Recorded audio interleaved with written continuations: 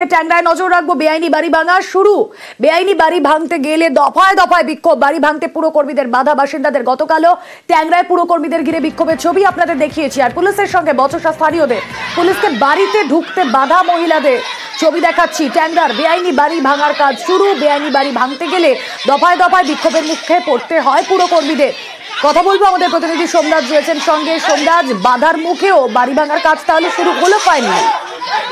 হ্যাঁ দেখো, পুরসভার কর্মীরা ইতিমধ্যেই বাড়ি ভাঙার কাজ শুরু করেছেন। ওপর থেকে দুটি তলা আপাতত ভাঙা হবে তেমনটাই সিদ্ধান্ত নেওয়া হয়েছে। আজ থেকে সেই কাজ শুরু করা হয়েছে। তারা যখন দুপুরে আজকে যখন ঢুকতে যান সেই বেআইনি বহুতলে, সেই সময় যারা বাসিন্দারা রয়েছেন তারা বিক্ষোভ দেখাতে শুরু করেন। দফায় দফায় পুলিশকে ঘিরেও বিক্ষোভ দেখাতে শুরু করেন। তারা দাবি করতে থাকেন যে এই বাড়ি ভাঙা যাবে না। তারপর পুলিশের উচ্চপদস্থ আধিকারিকদের মধ্যস্থতায় যারা পুরসভার কর্মী যারা ভাঙার জন্য এসেছিলেন তারা তারপর ঢোকেন সেই বেআইনি বহুতলে এবং ইতিমধ্যেই সেই ভাঙার কাজ শুরু হয়েছে। বেশ, ছবি দেখাচ্ছি আপনাদের। ট্যাংরায় বেআইনি বাড়ি ভাঙার কাজ ইতিমধ্যে শুরু হয়ে গিয়েছে। ব্যারিকেড করে রাখা রয়েছে, কিন্তু সেখানেও বাসিন্দারা তারা বিক্ষোভ দেখাচ্ছেন।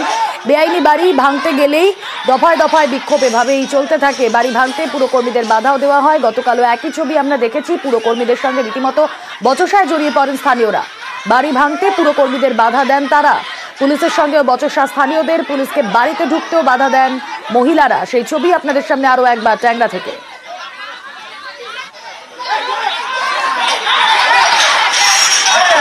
পুলিশকে বাড়িতে ঢুকতে বাধা মহিলাদের। পুলিশের সঙ্গেও বচসা। ব্যারিকেড সরিয়ে এগোনোর চেষ্টা।